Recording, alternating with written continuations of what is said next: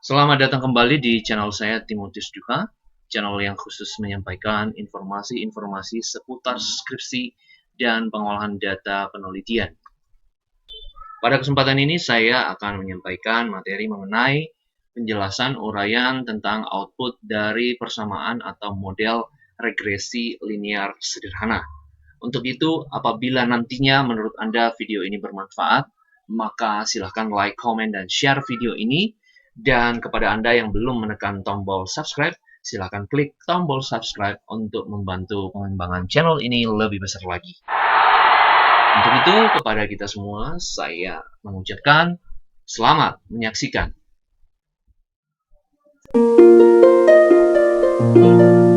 Ya, jadi regresi linear sederhana itu dilakukan dengan persyaratan yang sangat terbatas atau sederhana, yakni hanya terdiri dari satu variabel bebas dan satu variabel terikat.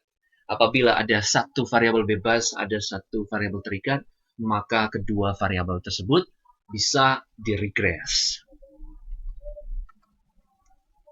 Nah, mengapakah kita melakukan yang namanya regresi?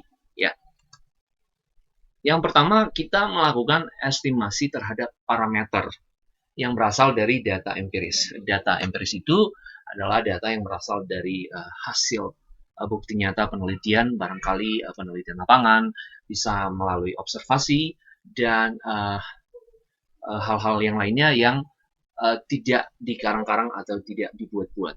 Jadi datanya nyata, gitu ya. Kemudian adalah untuk mengetahui kemampuan independen dalam menerangkan dependen. Jadi ini sangat perlu.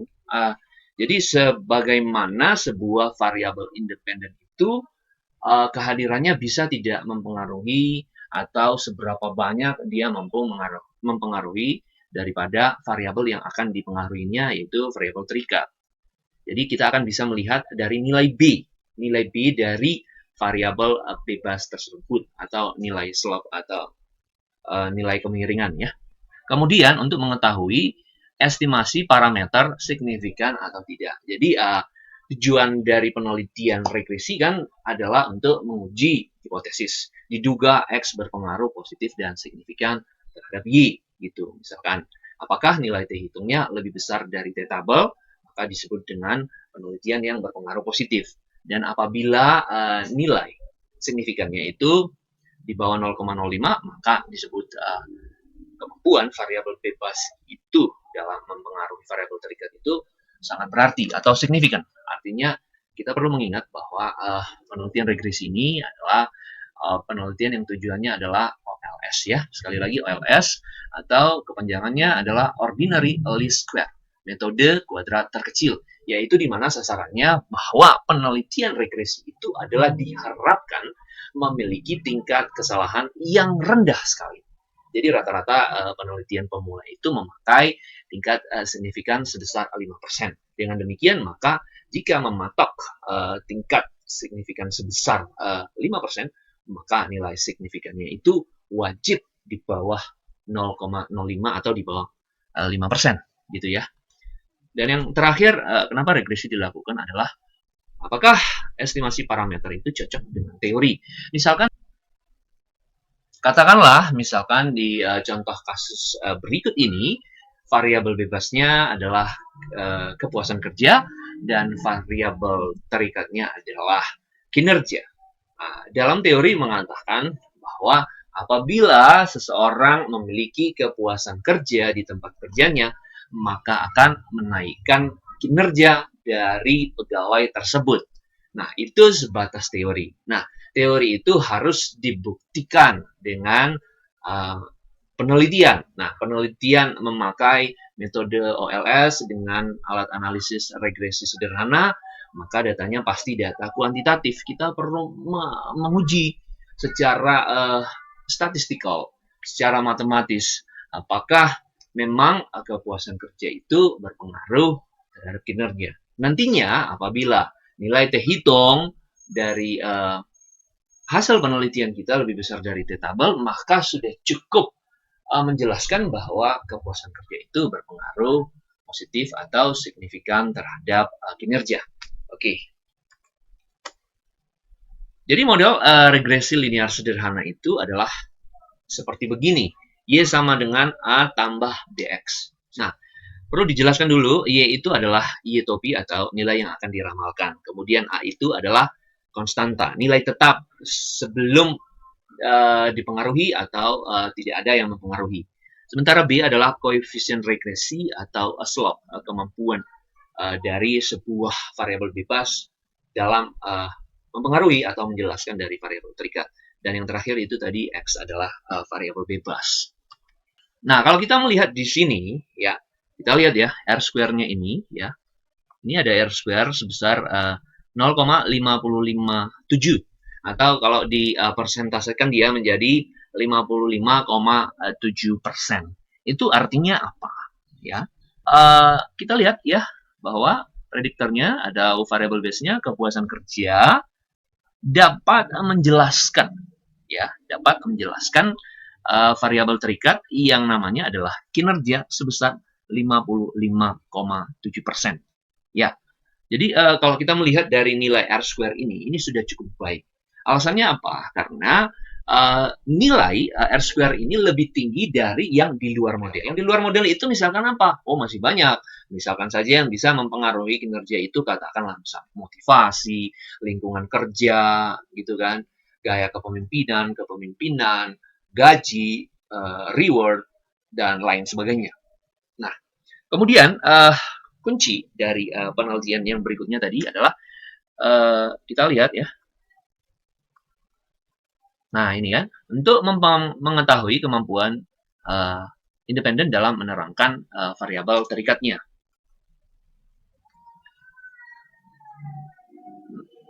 Oke, jadi kalau kita lihat nilai konstantanya ya atau nilai A-nya sebesar 2,469. Oke ya. Saya ulangi 2,469. Artinya apakah ini? Nilai konstanta itu adalah nilai tetap sebelum variabel kepuasan kerja atau variabel-variabel lainnya di luar model yang tidak dijelaskan dalam model, karena yang dijelaskan dalam model variabel bebasnya hanya kepuasan kerja. Maka kinerja itu sudah memiliki nilai ya nilai sebesar 2,469. Nah, ini artinya apa? Ya, artinya apa? Ini jika kepuasan kerja mampu dimaksimalkan. Dimaksimalkan ini artinya ditotalitaskan. Katakanlah misalnya kalau dalam angka itu 100%, ya saya ulangi 100%, atau satu satuan, ya maka akan menaikkan nilai kinerja sebesar 1,250. Ini maksudnya. Gitu loh ya. Oke. Nah, jadi artinya kepuasan kerja ini sudah bisa mampu membackup atau mendukung atau menaikkan kinerja tersebut. Ya. Jadi ini sudah cukup bagus. Ya. Oke. Kemudian kalau kita melihat tujuan regresi tadi adalah mengetahui estimasi parameter signifikan atau tidak ya. Kita lihat. Oke, jadi kalau kita melihat ya nilai dari T hitung ya. T hitung ini sebesar 6,044 ya. Jadi jumlah sampel dalam penelitian ini sebanyak 31. Kalau kita bandingkan dengan nilai T-tabel di angka 31 ya, itu 1,69. Maka 6 lebih besar dari 1. T hitung sebesar 6 lebih besar dari T-tabel sebesar 1, sekian-sekian. Maka bisa dipastikan bahwa kepuasan kerja berpengaruh positif terhadap kinerja. Maka kita mampu membuktikan teori yang disampaikan para ahli bahwa pegawai yang memiliki kepuasan kerja akan memiliki kinerja yang baik atau kinerjanya meningkat. Nah, ini sudah terbukti, kita bisa menjawab teori bahwa teori yang disampaikan beliau itu, pendapat para ahli itu sudah benar. Nah, kalau kita lihat dari signifikan juga, ini sudah bagus ya, 0,000 itu lebih kecil dari tingkat signifikan sebesar 0,05. Nah, karena nilai signifikan ini di bawah 0,05, maka kepuasan kerja berpengaruh signifikan terhadap variabel kinerja sebagai variabel terikat. Nah, kalau kita lihat dari konstantanya itu ya, signifikannya itu tidak baik ya, 0,866. Tapi ini tidak mempengaruhi dari nilai penelitian. Yang tidak baiknya apabila yang nilai signifikan konstantanya adalah 0,00, maka nanti di signifikan parameternya 0,06 atau di atas 0,05 itu tidak baik. Dan lebih baik lagi kalau misalnya di konstanta 0,00 lalu di parameternya signifikannya juga 0,00 itu yang lebih baik ya. Oke, jadi dengan demikian kalau kita bisa melihat hasil output ini maka kita menuliskan persamaannya seperti begini.